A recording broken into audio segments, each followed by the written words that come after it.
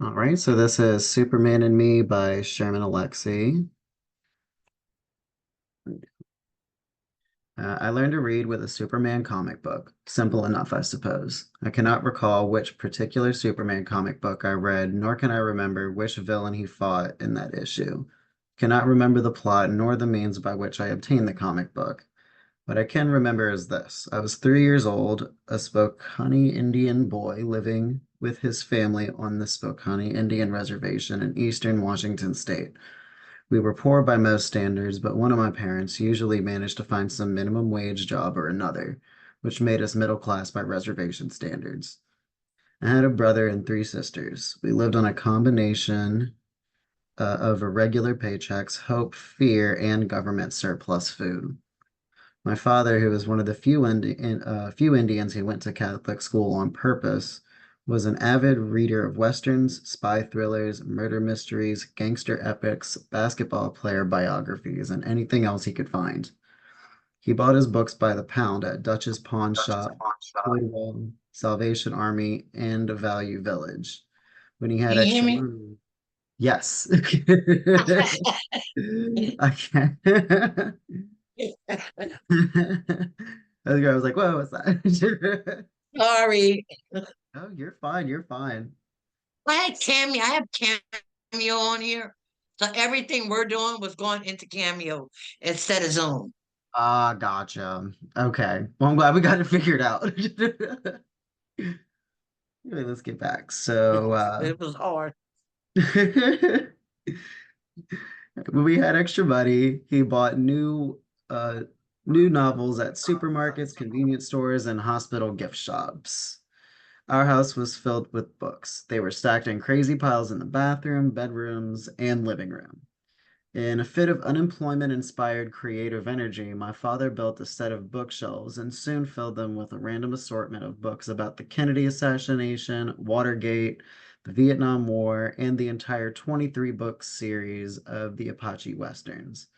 My father loved books, and since I loved my father with an aching devotion, I decided to love books as well.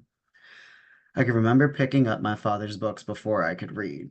The words themselves were mostly foreign, but I still remember the exact moment when I first stood with a sudden clarity the purpose of a paragraph. I didn't have the vocabulary to say paragraph, but I realized that a paragraph was a fence that held words. The words inside a paragraph worked together for a common purpose. They had some specific reason for being inside the same fence. This knowledge delighted me. I began to think of everything in terms of paragraphs. Our reservation was a small paragraph within the United States. My family's house was was a paragraph, distinct from the other paragraphs of the Librettes to the north, the Fords to our south, and the tribal school to the west. Inside our house, each family member existed as a separate paragraph, but still had genetics and common experiences to link us. Now, using this logic, I can see my changed family as an essay of 7 paragraphs. Mother, father, older brother, the deceased sister, my younger twin sisters, and our adopted little brother. At the same time I was seeing the world in paragraphs, I also picked up that Superman comic book. Each panel with picture, dialogue, and narrative was a three-dimensional paragraph. In one panel, Superman breaks through a door, his suit red, blue, and yellow. The brown door shatters into many pieces. I look at the narrative above the picture. I cannot read the words, but I assume it tells me that Superman is breaking down the door. Aloud, I pretend to read the words and say, Superman is breaking down the door. Words, dialogue also float out of Superman's mouth. Because he is breaking down the door, I assume he says, I am breaking down the door. Once again, I pretend to read the words and say aloud, I am breaking down the door. In this way, I learned how to read. This might be an interesting story all by itself. The little India boy teaches himself to read at an early age and advances quickly. He reads Grapes of Wrath in kindergarten when other children are struggling through Dick and Jane. If he'd been anything but an Indian boy on the reservation, he might have been called a prodigy, but he is an Indian boy living on the reservation and is simply an oddity. He grows into a man who often speaks of his childhood in the third person, will somehow as if it will somehow dull the pain and make him sound more modest about his talents. A smart Indian is a dangerous person. widely feared and ridiculed by Indians and non-Indians alike. I fought with my classmates on a daily basis. They wanted me to stay quiet when the non-Indian teacher asked for answers for volunteers for help. We were Indian children who were expected to be stupid. Most lived up to those expectations inside the classroom, but subverted on the outside. They struggled with the basic reading in school, but could remember how to sing a few dozen powwow songs. They were monosyllabic in front of their non Indian teachers, but could tell complicated stories and jokes at the dinner table. They submissively ducked their heads when confronted by a non Indian adult, but would slug it out with the Indian bully who was 10 years older. As Indian children, we were expected to fail in the non Indian world. Those who failed were ceremonially accepted by other Indians and appropriately pitied by non Indians. I refused to fail. I was smart. I was ignorant. Oh, arrogant. I was lucky. I read books late into the night until I could barely keep my eyes open. I read books at recess, then during lunch, and in the few minutes left I had after I finished my classroom assignments. I read books in the car when my family traveled to powwows or basketball games. In shopping malls, I ran into the bookstores and read bits and pieces of as many books as I could. I read the books my father brought home from the pawn shops in secondhand. I read books borrowed from the library. I read backs of cereal boxes. I read the newspaper. I read the bulletins posted on the walls of the school, the clinic, the tribal offices, the post office. I read junk mail. I read auto repair manuals. I read magazines. I read anything that had words and paragraphs. I read with equal parts joy and desperation. I loved those books, but I also knew that love had only one purpose. I was trying to save my life. Despite all the books I read, I'm still surprised I became a writer. I was going to be a pediatrician. These days, I write novels, short stories, and poems. I visit schools and teach creative writing to Indian kids. In all my years in the reservation school system, I was never taught how to write poetry, short stories, or novels. I was certainly never taught that Indians wrote poetry, short stories, and novels. Writing was something beyond Indians. I cannot recall a single time that a guest teacher visited the reservation. There must have been Oh, visiting teachers. Who were they? Where are they now? Do they exist? I visit the schools as often as possible. The Indian kids crowd the classroom. Many are writing their own poems, short stories, and novels. They have read my books. They have read many other books. They look at me with bright eyes and arrogant wonder. They are trying to save their lives. There are the sullen and already defeated Indian kids who sit in the back rows and ignore me with theatrical precision. The pages of their notebooks are empty. They carry neither pen nor pencil. They stare out the window. They refuse and resist. Books, I say to them. Books, I say. I throw my weight against their locked doors. The door holds. I am smart. I am arrogant. I am lucky. I am trying to save our lives. Wow. very good. Very Uh, good. Yeah. I really like that story. It kind of hit home, it really on a did. lot of things this year. It really did. I think what she wants us to do is pretty much what is our current attitude towards the reading and writing with that Yes. sort. Yes, it was really interesting. It seems like it started off one way and it really took a turn that I feel like any reader wasn't really prepared for, and I think Right, it really right, speaks right. to it kind of like re-engaged me at like a halfway point, it seems, where it's like, whoa, this kind of got dark pretty fast, you know? Yeah, it did. It really did.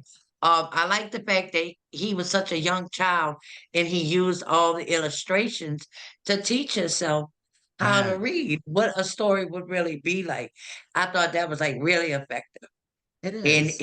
he got that, I believe, the energy that it takes to really absorb something and really want to do something from his father, because it was Mhm. a love of his father that taught him at an early age by watching and seeing what his father's doing. And then at a later age, he wanted to give that back to the Yes, people who didn't have it. So maybe they can acquire the knowledge, that skill. exactly. So my attitude that I learned towards reading since this class has started is I said this twice, I believe. I learned that I was reading passively, which means I was just reading to read. Yes. Now I'm reading to absorb, to wanting to know more why, taking the note and looking at it and going back and being like, wow, I never did this at my age, at 50 something years old. You know, I never knew that I was a passive reader until today. Um, I don't know what your attitude, I mean, towards the reading is. You're a lot younger than me, so I expected it's a lot better than me now because y'all was taught different than we were taught. I'm definitely one of those people that like believe it or not, I was taught to read at a very early age. Like I was actually like a part of a book club before I went to school and because my mom was a big reader. And so for me, it wasn't until I was much older until I really put together like, wait, I don't remember ever not knowing how to read. And I realized I Me started either. school, right? Like I was Right, already knowing how to, and I realized like I look back at times when I was in my classes where teachers would be telling stories and they're like, oh, let's describe this thing. And I would like describe like this whole like I was like shooting out like adjectives left and right, right. They were just like, wow, like how do you know all this? And I was like, how does right. no one else know all this? I didn't put together that like these other kindergartners didn't know any of that. I'm like, but I knew descriptions. I remember reading specifically these books about a moose. Like, I don't remember what they were called, but apparently it was a moose that caused problems. I don't know. But I just remembered Yeah. all of those other books. And I also remember reading somewhere about how children really rely on visual learning to learn at a young age. And Yes, so it's like visual learning is how they learn. They learn by repetition. They learn by what they observe and see. And that's why I really liked, if anything, it's like it just makes me believe this guy's story even more when he talks about how the visual aspects of the things he read are what helped him to learn? And that I really agree with resonates you. too. I totally agree with you. Approximately about nine, my oldest granddaughter is 9, and we was at University Hospital, and we're walking through the hallways, and at that time, well, it wasn't 9 years ago. So at that time, she was 3, but she'd been in school since she was 2. And we're walking through the hallways and holding her hand, and I hear her saying, reading these letters, Alex, and I'm just like, and then we're walking a little long. Then I see her saying the words. So it really got to me that she learned that by illustrations. And Yes. today, she's 9, well, she's 10 now. Today, she is A+ nerd school. And what that means is she's the top nerd because she's very accelerated in reading. She Yeah. reads now on in 10th grade level at That's 10 years old. She's so that's where I believe the young guy where he learned from way back when he was a little child looking at the papers and the visual learning and seeing and accepting it and knowing what it meant. I think it was a very good story. And it yeah. shows how we can learn, even at an older age, For real. how to read like we should be reading. Mhm. It's true. And I Yep. feel like because of I feel like I'm one of those people where it's like I feel like I wanted to read actively, but like I didn't know how, and I was sort of stuck in the middle of this passive active thing. So it just makes me frustrated when I read. So it's like I still love Yes. reading, but it's like if I can't engage fully with it, then I You put it typically down. lose interest. Yeah, and it's like I end up Yes. putting it down.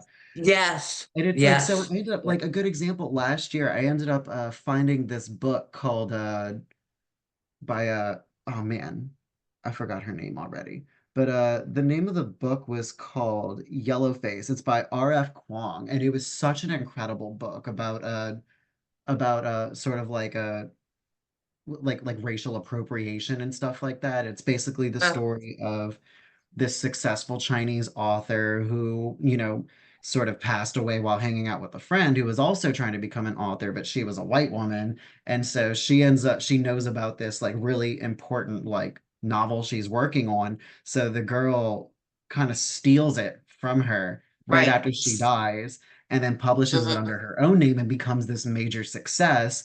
But the whole Oh, story was wow. about like Chinese